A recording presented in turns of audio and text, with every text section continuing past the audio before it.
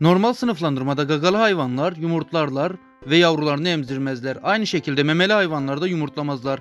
Fakat ornitorenkler bu iki sınıflandırmayı da bozarak gagalı memeli denilen sınıfa ait olmuşlardır.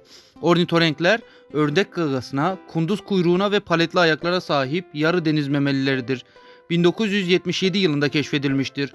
Avustralya ve Tazmanya'da yaşarlar. Gagalarında 3 azı diş bulunur. Etçil beslenirler. Avlarını yaydıkları elektrik sayesinde bulurlar. Arka ayak bileklerinde zehirli dikenleri bulunur.